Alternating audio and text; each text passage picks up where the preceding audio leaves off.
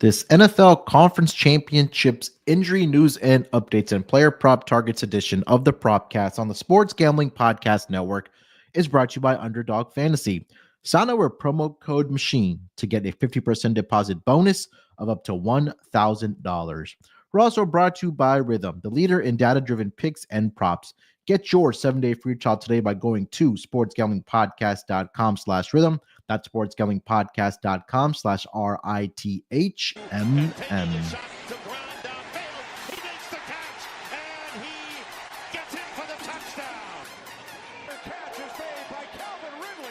Wilson, it as he throws deep downfield. It's going to be caught by Metcalf. Welcome, everyone, to the Propcast, part of the Sports Gambling Podcast Network. Down to the final four teams of the NFL season and the playoffs, conference championships going down on Sunday. And we'll find out who will be facing off against each other for the Super Bowl and the Lombardi Trophy happening in New Orleans. But still, of course, like I mentioned, play to be determined here. We'll get into all the updated injury news and updates, talk about some player props we'll be looking out for both of the conference championship games. But joining me here, of course, on this episode, help me break everything down happening from the injury perspective, I've got the expert here with me, the guy himself, the DGen Doc. It's Sebastian Fearon. Sebastian, what's going on, my man? How are you doing? Oh man, yeah, you're saying it's coming to the end. You know, it's exciting because we've got two awesome games. Two kind of, you got a division rivalry and you got its own rivalry in the Chiefs and the Bills. Super excited for it. But look, man, I love Super Bowl. It's great, but the end of football is never fun. So having to come to that little bit of reality there is a little bit harsh. So. Yeah, it gets a little bittersweet around this time of the year, especially when we're down to, the four teams here. So I don't know, everybody looks forward to the college football season, the NFL season, and it just feels like a very, very long wait till August at least comes around, at least for the Hall of Fame game before we start getting ready for the NFL season. But we're going to enjoy it while it lasts here. It should be a lot of fun this weekend.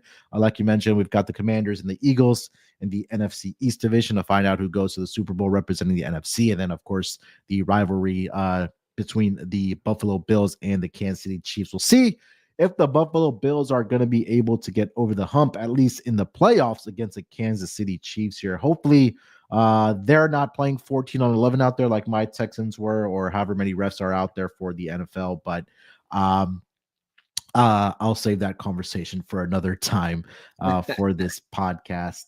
Sebastian, let's get into it here, man. We'll just kind of go in chronological order, and then we could just, talk about the props that we do like for both games here. I know we did a really good job last week with the props there, so hopefully we can roll that into the conference championships. And we'll start here, 3:00 Eastern start time. It'll be the NFC Championship between the Washington Commanders and the Philadelphia Eagles. Eagles currently laying 6 points in this game with a total of 47.5. Sebastian, what are we looking at for Commanders and Eagles as far as injuries news?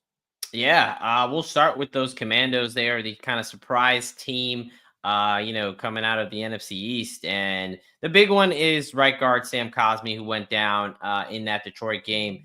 He was one of their better offensive linemen, right guard. He tore his ACL. So clearly out for this season, likely out for most of next season. But focus on this. He's definitely out. So this is the only player right now, really from both sides, that we know is definitely going to be out. That's new, at least. Noah Brown, wide receiver, still is going to be out. They said his season was likely over. He was dealing with kind of a rare kidney issue. So whenever you're dealing with some type of internal organs, you got to always go on the side of caution there. So no indication he's going to return. Now, one of the guys that stepped up in his place, Limite Zacchaeus, he was dealing with a groin injury in and out of the game, kind of limited him. He had no catches on 2 targets. He did have a limited practice today. So, the nice part about the Commanders is, yes, they're coming off 8 days of rest as opposed to Eagles that only have the 7. And, I've heard some people make the argument, too, that they're coming out of a dome environment as opposed to some cold weather. I don't know how much I'm buying into that. But the extra day of rest, I think, is a factor there. Both these teams, did play tough games. And Zach Ertz, just wanted to mention him. He came out for a concussion check. He passed. He's all good. Did have one of the touchdowns there for them. There are many touchdowns against the Lions. So he is good to go. And then off the injury reports today, linebacker Bobby Wagner and defensive tackle Deron Payne not practicing. I'm not concerned. They both finished the game last week. Bobby Wagner didn't practice at all last week with his ankle. He still played, looked fine. Deron Payne, we know he kind of messed up his finger 2 weeks ago against Tampa. He played last week and did just fine. So both these guys, and it's more of I would expect, a veteran's rest day, and I don't have any concerns. Really, the biggest thing is, no Cosme on the interior offensive line, which means, he was the guy who kind of, it's hard to say people handle Jalen Carter, but he definitely, gave him a run for his money there, which not a lot of guys in this league can do. So that's the big concern for the Washington side. Now, on the Philadelphia Eagles side, Washington actually practiced today. Philadelphia did not. They just did a walkthrough today. Mm-hmm. And that's why guys like Quinyon Mitchell and Jalen Hurts were out there. So I'll kind of save them for the end because those are the big ones. Really quick, Nakobe Dean, again, on the IR. He's still going to be out. I think he made a difference with Oren Burks being out there. Again, he was the guy who did have the green dot. So not only his playmaking ability, but, getting the defense organized. I think that, if Philly didn't pray to the snow gods out there, that game might have been a little bit differently, getting to take advantage of, the linebackers. But anyway, Saquon Barkley was a little banged up with his hand. He's going to be just fine. And you have Dallas Goedert and Cam Jurgens, center there, both not practicing, but same thing kind of with Bobby Wagner and Deron Payne. These guys finished the game. They're going to be out there. It's the playoffs. They're just getting a little rest. They do get back wide receiver, more kick returner, punt returner, Britton Covey. His practice window was open. Mm-hmm. They've been sticking Cooper DeJean back there. Britton Covey is a decent return man, especially on punts. We've seen DeJean have a little bit of issues with some fumbles, not losing many, but he's had some fumbling issues as far as muffing some kicks. So they might be able to get Covey back there. The big ones, though, Jalen Hurts and Quinyon Mitchell. This is really kind of the biggest question marks. This is what you should be kind of paying most attention to this week. We'll start with the rookie Quinyon Mitchell, shoulder injury. Now, this is one where the reporting and what we actually saw on the field and the actions kind of don't match. So he got injured early in the game. Really, I think it was the first quarter. It was definitely the first quarter. I don't remember if it was the first drive or second drive. Basically, Matt Stafford ran him over, which is very embarrassing. But he went to go make the tackle, and he kind of had that shoulder-to-shoulder contact. Immediate concern is a collarbone fracture. Looks like that was ruled out because, he would have no shot to play this week. But they did rule him out before halftime. Now, that typically tells me, like this, if it's a minor thing, you give someone an injection, you kind of figure it out, and you at least give them a shot after half. Mm-hmm. You at least try something for them to play. The fact they ruled him out, fairly quickly, that had me concerned. Now, the reports after the game was that it's not a significant shoulder injury. He was out there. Again, it's a walkthrough. Like, the limited participation could be anything. Just you're out there walking around, right? It doesn't mean anything. There's definitely no contact for the shoulder. So, I do expect him to play, but how limited is he going to be? If it is kind of what people are saying as far as a mild AC sprain, they're not too terribly big of a deal. You probably won't notice a huge difference, but I'm just not convinced we know the full story there. I get the understanding of wanting to be cautious, but it's the playoffs. I mean, he is one of their better players. Like, I really have a hard time believing, unless something, was really going on here, that they would just rule him out of pure precaution, because they had plenty of time to do an x-ray. They had plenty of time to do an evaluation with it happening in the first quarter. So that's one for me that, yes, the expectation is he's going to play, but I'm watching that one very closely to see how he looks at practice. And then the biggest one is Jalen Hurts. We all saw the injury. He's been taking a lot of sacks recently. They gave up 7 sacks this past game, and his left knee got bent backwards. His ankle got trapped a little bit. There was a little bit concern. Is it the ankle? It's the knee. It seems like it's the knee. By video, it's a little bit tough to tell if it's the MCL or the PCL, what ligaments kind of sparing. It could also be the meniscus. But what we do know is he's not going to be 100%. He's definitely going to play. I think both these guys are going to be able to play. It's the playoffs. Jalen Hurts, he's a tough dude, but I do have real concerns about his mobility. I think that, going in a vertical and maybe even, passing in the pocket, he'll be okay.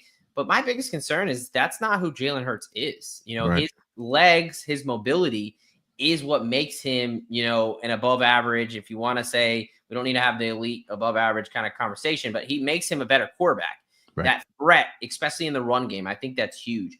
His cutting ability and his ability to escape is going to be limited. Now, what we need to kind of figure out, and I wish they had a real practice today, was is it going to be closer to 60% or 90%? And I don't think we're going to get that answer fully until we get some video and kind of get a better idea of what he's actually doing in practice.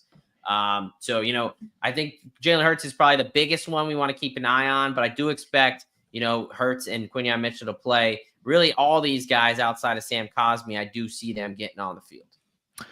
Yeah, I mean, you mentioned right with Hurts last week. I mean, over the past several weeks, or I should say 2 playoff games. Let's start there. 131 passing yards against the Green Bay Packers, 128 against the LA Rams last week. So I think I also just want to kind of go back and take the unders on his attempts, completions, passing yards in this game. It's worked very well over the first 2 games here, the playoffs at least.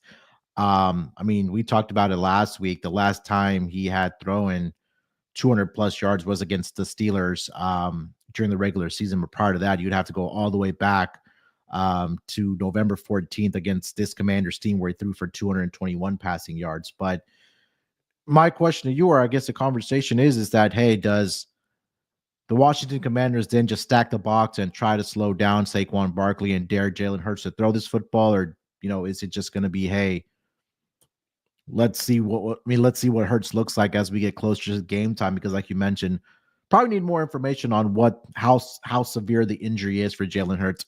I think for me, I would probably stack the box a little bit, try to slow down Saquon, and then see what Jalen Hurts can do. If Jalen Hurts beats me with his arm, he beats me. But I know Saquon's healthy. He's been on a tear so far, not only in the postseason, but during the regular season. That would be my kind of game plan for the Commanders defense. I mean, better or easier said than done, but I think that would be the plan I would have, Sebastian. No, that's actually where I'm at, right? Like, I've been someone that's also been riding that trend. One of my best bets last week was his under on pass attempts for Jalen Hurts.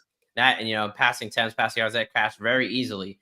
But yeah, I actually think, I have his under on rushing. I think they're setting it at 33.5 right now. So I took that because I do think it's going to be difficult. Again, he's not going to be so immobile he can't move back there, but just the lateral ability. Yes, I do think he's going to have 1 or 2 runs where he can kind of, get in a straight line, but just his ability in the pocket is just going to be really tough.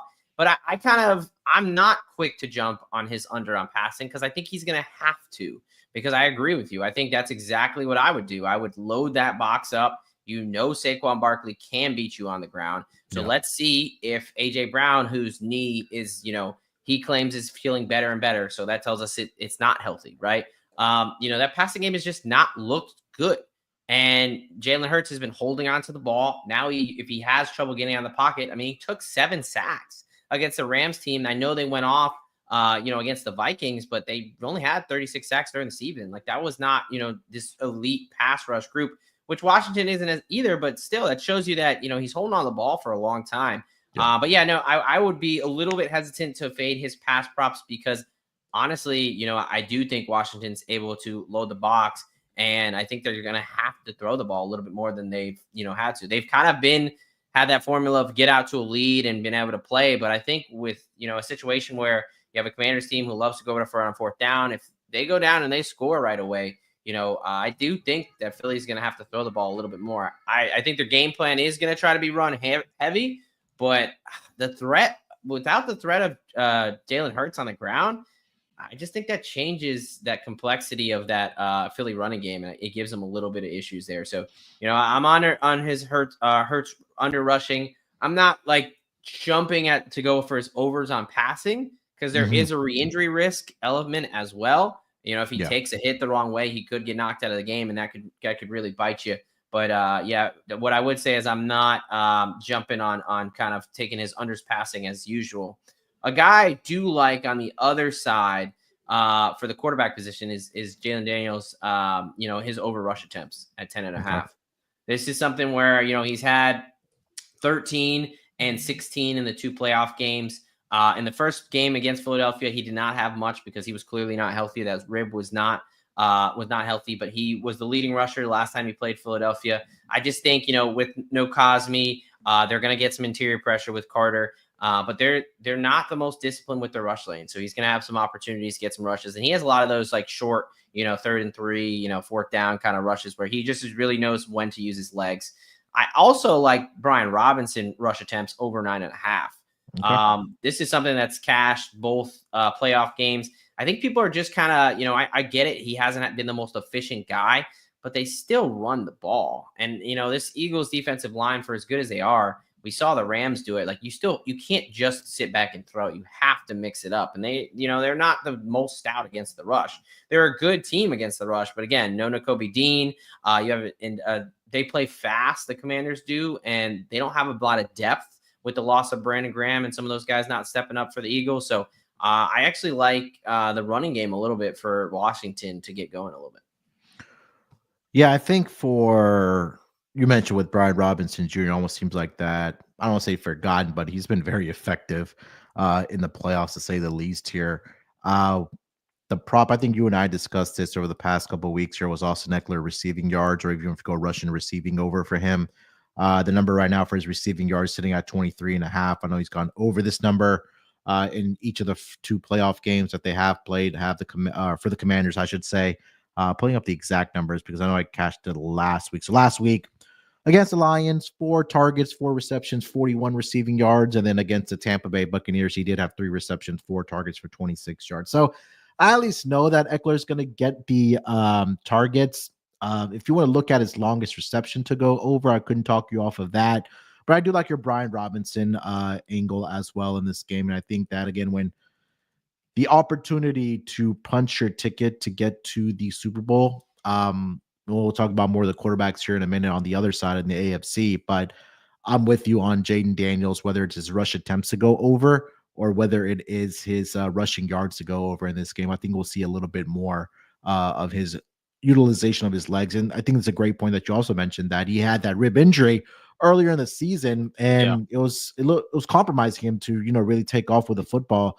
Something that we had seen at the beginning of the season, but with that rib injury that occurred, it slowed him down a little bit. I think it was after that mini bye week that they had, where he really picked it up again. So, I'd be with you on those for sure. For the Commander side of things, as far as the Eagles side, for me, it's Saquon. He's cashed for me in the first 2 playoff games that they've played. It was against the Packers. It was last week. Against the Rams as well. If you want to take his rush attempts to go over, if you want to take his yardage or his longest rush attempt to go over, I think those are definitely in the cards here for Saquon. And I think that, again, if they are going to have success on the offensive side, it's going to have to be on the back of one Saquon Barkley who's been dominating the season. So those are the ones I've been looking at here. You have anything else for Commanders Eagles? Yeah, well, I wanted to definitely with the Barkley, the longest rush, we talked about it, and his rush attempts, both those cashed for us last week. Austin Eckler, you mentioned him. I love his receiving still. I mean, the one game he played against Philadelphia, he went 8 for 89 yards with a long of 34, right? So I do think, again, that Nakobe Dean injury, the linebacker core is now relying on a guy in Oren Burks, and I know he's decent against the run, but he's not great against the pass. So I do think there's going to be some opportunity. The only other 2, one for the Eagles, Dallas Goedert's kind of come alive in a little bit in the playoffs. His number is still pretty low in the 30s. So I think, his over on the receiving yards. And then Washington in the sack market. Again, we think of this Eagles offensive line as this elite group, and they're definitely one of the better in the NFL. But lately, call it Jalen Hurts holding on to the ball, calling whatever, he's taken a lot more sacks than we're used to him seeing, right? And now we're talking about him, at the very least, at least a little compromise with being able to get out of the pocket. So, right now, there's really 3 guys that I'm kind of highlighting: Frankie Louvu, Dorrance Armstrong, and Dante Fowler. I mean, simply the guys who are their sack leaders. They're all at over plus 150 right now. I'm just to have a sack there. So I do really like, Washington's defensive line to get a little pressure. They've come a little bit alive, and I do think Hurts is going to be, a little bit compromised in the pocket, and something's wrong with that passing game where he's just holding on to the ball way too long. I don't think an injury is going to help speed up that process for him. All right. Before we continue the conversation here for the conference championship weekend, Let me tell you guys about, of course, we're talking about the playoffs here, and why it wouldn't be, because it is conference championship weekend. Get in on the action over at DraftKings Sportsbook, an official sports betting partner of the NFL. Scoring touchdowns is key to winning in the playoffs, and you can score big by betting on them at DraftKings, the number one place to bet touchdowns. Ready to place your first bet? Try betting on something simple like a player to score 6. Go to DraftKings Sportsbook app and make your pick. New DraftKings customers can bet $5 to get $200 in bonus bets instantly. Download the DraftKings Sportsbook app and use code SGP. That's code SGP for new customers to get $200 in bonus bets instantly when you bet just $5.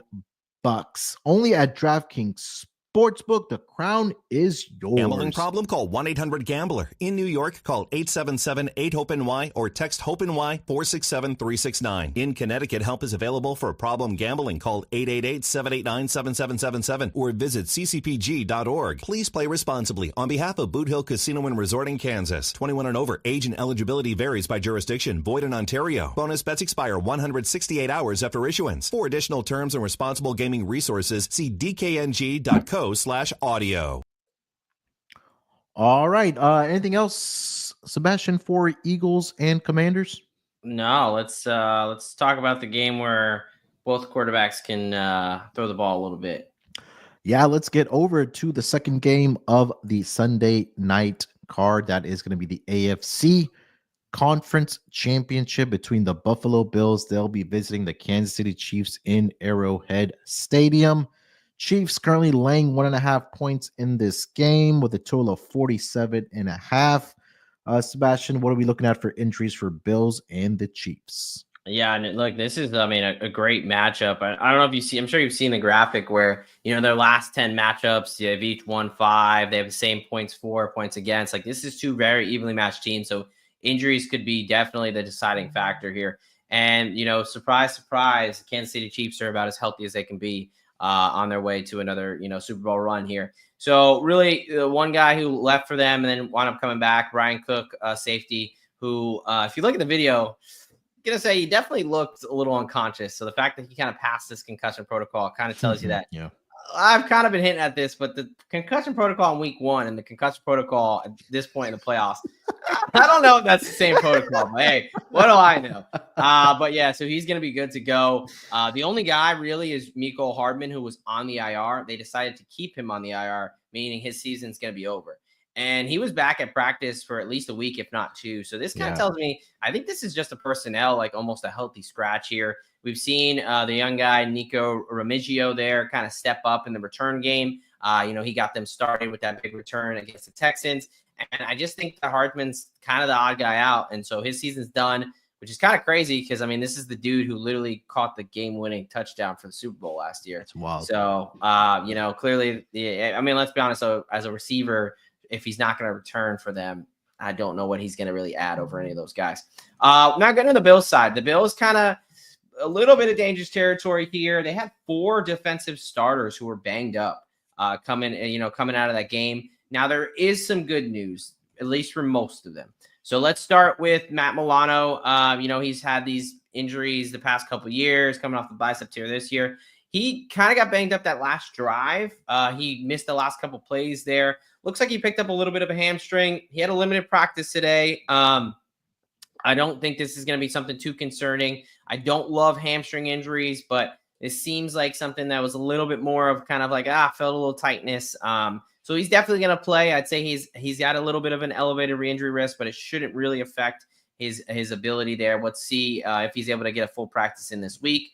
The other 2 guys, Taron Johnson, looks like he had a little bit of what we call a shoulder subluxation, which is basically when the shoulder kind of pops out of the joint a little bit, not enough to fully dislocate, but it is kind of an indication that, probably dealing with a little bit of labral issue of that shoulder. It won't affect him during the game. He may have to wear a brace, but what it is it does have a decently high re-injury rate. So if he does take another shot to the shoulder, that could be not great news. And, obviously he's a great player in the nickel there for them.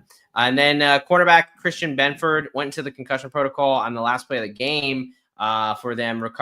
He was helping them to recover that onside kick. He took a nice shot to the helmet. The biggest news is that he had a limited practice today, which is huge. that's a great sign.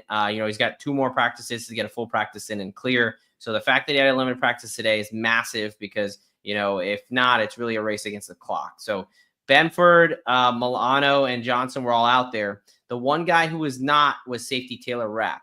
Now, he got carted off the field with a hip injury. So anytime you get carted off the field, you kind of imagine it's something serious. Then they called him day-to-day, which we found out from coaches could mean literally anything. So it used to kind of mean something now. Who knows? He did not practice today, so we'll see. The fact that he was called day-to-day tells me there was no, structural damage found. So maybe dealing with something a little bit more soft tissue-like. So there is a chance he plays. But I think Benford, Johnson, Milano definitely play. It's Rapp that's going to be the true question mark, which if he's not out there, you've got DeMar Hamlin on one side and then the safety out of Utah, Cole Bishop, who's got some playing time, but, he's a rookie. So having a rookie out there, or at least a young guy, is going to be a little bit difficult. So eyes on Rapp. Also, star offensive lineman Deion Dawkins didn't practice today, but it's just an illness. So unless something crazy happens, you would expect, he's going to be fine for Sunday. So Bill's a little bit more banged up, not as bad as it could be. If Rapp plays, they'll be kind of fully as healthy as they can be, but definitely some guys a little bit more beat up on the Buffalo side of things. Yeah, so I think the expectation then is, or at least seems like we'll have at least 3 of those 4 guys out there for the Buffalo Bills. So want to keep an eye out, like Sebastian mentioned, is going to be Taylor Rapp for the Buffalo Bills there. As far as props go in this game, I know Josh Allen has had a lot of success running the football against the Kansas City Chiefs. I think that's one that I have already bet here, Sebastian. The number I got was at 47.5. But excuse me, you take a look at Josh Allen's career numbers, rushing yards against the Kansas City Chiefs here. And I'll start here with the regular season and work my way over to the playoffs. But at least in the regular season where they have matched up, he's had 55, 32, 32, 59, 42. But I think the one thing that really stuck out to me, and I bet this one as well, over 9.5 rush attempts for Josh Allen. For the 5 regular season meetings, he's had 10 or more rush attempts. The one game he only had 8, that equated to 42 rushing yards. And then in the playoffs in particular, when these teams have matched up for Josh Allen, this is the 4th meeting in the playoffs. He's had 72, 68, and 88 against the Chiefs in those games, 12 attempts, 11 attempts, and 7 attempts. So I know he didn't rush the ball a lot last week against the Ravens, but I do think that this is the game where we do see Josh Allen utilizing his legs. We've talked about tight ends against the Kansas City Chiefs. Dalton Schultz got there for us last week. I know you and I talked about that. Yeah. I think he had the first catch, he went for like 34 yards. So yeah. It was pretty quick. Yeah. So if you got the opening number of 31.5, you were coasting, but then he eventually did get 40 plus in that game. So I'm looking at Dalton Kincaid in this game as well, as far as the Bills side of things go. So those were the 2 props I was looking at for the Bills side. What do you like for the Bills side as far as props?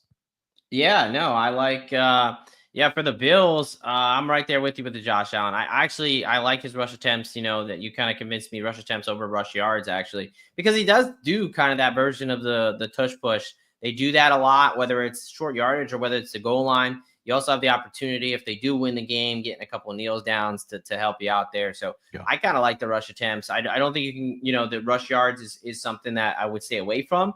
Maybe a little bit of a ladder opportunity there if you want to play it for a little bit more of the boom potential. But I definitely like his rush attempts and his anytime touchdown. It's basically sitting around even money.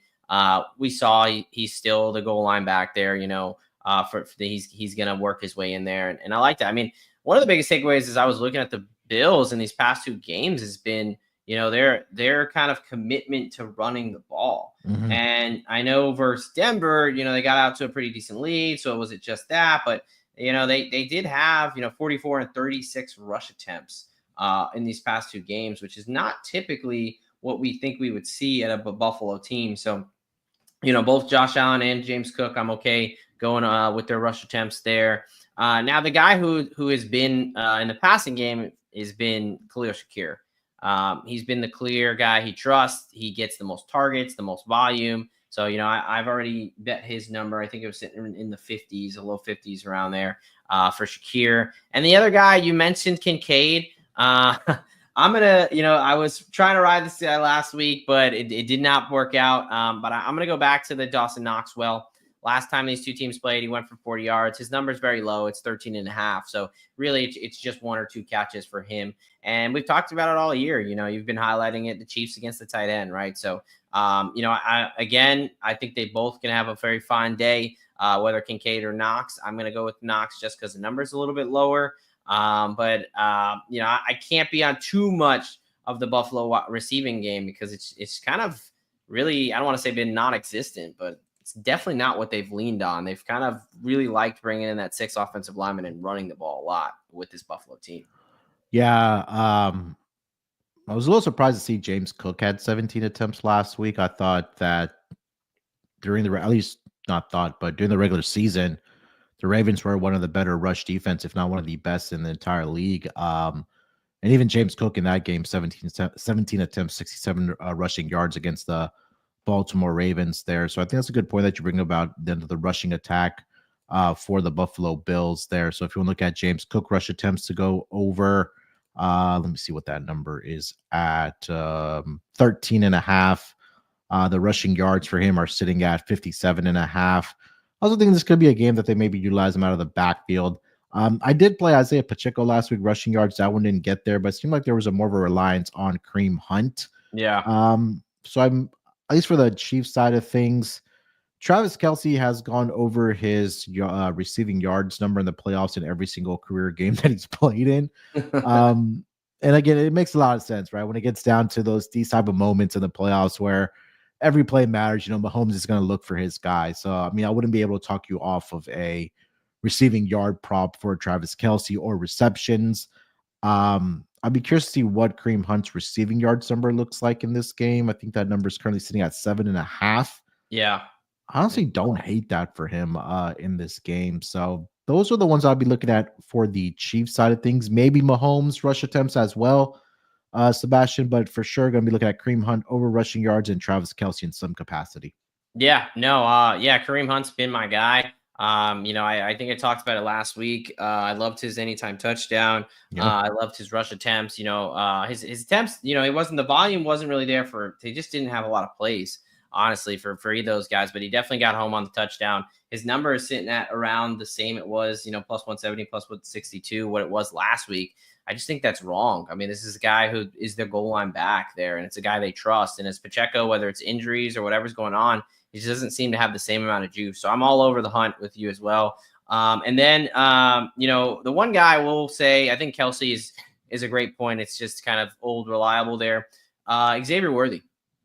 I think this is somebody I'm circling for potentially to a little bit of a boom potential. That's a little bit of his style. His number is 49.5, around the high 40s. I think that, you could just play it safe there, but especially if there's going to be no Taylor Rapp, he got some injuries on the back end. Yes, I do expect most of those guys to be there, but, a little bit banged up. And again, looking at that Taylor Rapp free safety position, if you've got a rookie back there and, someone who wants to underestimate some speed, Xavier Worthy can definitely take the top off of defense. So I do like, whether it's his longest reception. I know we played a lot of those last week, whether it was Terry McLaurin coming through or a couple of the other ones. But I do like Xavier Worthy in this game for the Kansas City passing side of the ball, because I do think they're going to have to throw a little bit more, in this game. I think they're going to have to figure out a way to put up some points. And I think if they really want to have some success, it's going to be Kelce, but it's going to have to be some big plays to Worthy over the top.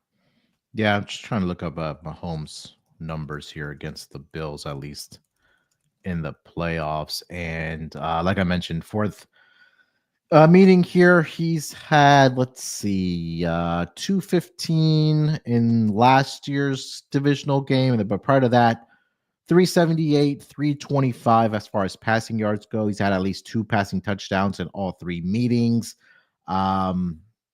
Not even going to get into his rushing yards because every time I bet it, those kneel downs always kill me. But maybe the rush attempts, like I mentioned, or I think if you want to back it, maybe take a look at his like longest rush attempt to go over, because he does break out those 10+ yard ones when he gets down, Yeah. around the corner and extends the ball out and gets a couple more yards there, utilizing his legs, stretching it out there. So longest rush attempt for Mahomes to go over.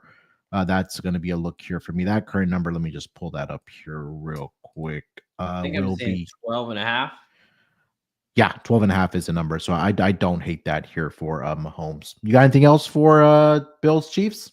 No, I think that's gonna be it, man. I'm looking real forward to this one, right? Really to both of them. I think, despite whatever spreads say, I think both these games are really tightly contested, and I think they're gonna be put on a show and kind of be to the end.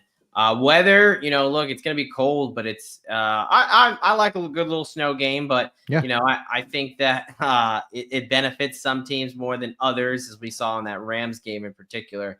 In my opinion, somewhat biased opinion, but it's gonna be cold, but it looks like we're not gonna have any, precipitation or craziness. So it really should just be, good playoff football, and let the see who the best team walks out with. So I'm excited, man.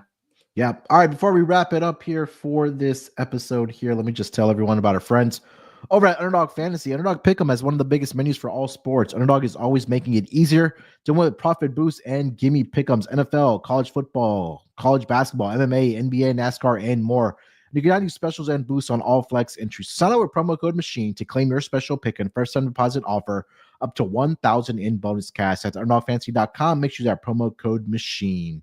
And we're also brought to you by Rhythm. SGPN's proud partner, Rhythm, is the #1 AI-powered back sports betting platform that helps provide bettors of all levels the ability to build custom predictive betting models in seconds. Build your own model, copy one of the top-performing models from the leaderboard, or have Rhythm build a model for you. If the NFL playoffs haven't been going your way so far, Rhythm will help you turn things around. With 3 games left, or 3 games left, the 3 best of the season. Rhythm's AI-powered predictions for prop bets and game lines will set you up for success through the Super Bowl. So if it's NFL picks, NFL props, college basketball, and NBA, Rhythm, they honestly have it all. Claim your 7-day free trial today by going to sportsgamblingpodcast.com/rhythm. That's sportsgamblingpodcast.com/RITHMM. All right, that's pretty much going to do it here for the conference championship episode. A lot of information, good information relating to injury news and all the updates for both games. Went through our player props, things that we're going to be looking at and betting on for the conference champions. But like Sebastian mentioned, this should be a lot of fun on Sunday to find out who does, in fact, punch their tickets to New Orleans to play for the Super Bowl. But all right, yeah. Sebastian, anything else you want to mention before we get out of here? Yeah, just look, man. You mentioned at the top, but we kind of crushed it last week. I feel really good about some of our plays we're giving out this week. So, look, man, you did such a good job. I'll give you next week off, and we'll reconvene for the Super Bowl week, man. Yeah, definitely. We'll be back for Super Bowl week. So look out for us then. The final episode for the season, at least. And of course, we'll continue this. We'll figure out something for the off season, but definitely we'll carry this into next season, of course, because we've got a lot of great feedback about the show here. And it's just really, honestly, just great information to honestly have for the NFL season. Make sure you guys follow Sebastian over on the Twitter machine. That's at the DGen Doc. Make sure you guys follow him on their show as well, the DGen Docs on YouTube. Make sure you guys are subscribed to the audio version on Spotify, on Apple, wherever you do get your pods. Do us a favor, subscribe to all the great free work that we do over on the Sports Gambling Podcast Network. All right, we'll be back Super Bowl week to find out who's going to be playing for the Lombardi Trophy. Definitely looking forward to it. It should be a lot of fun. All right, till then, good luck with your bets. Let's break these books off and always remember to let it ride.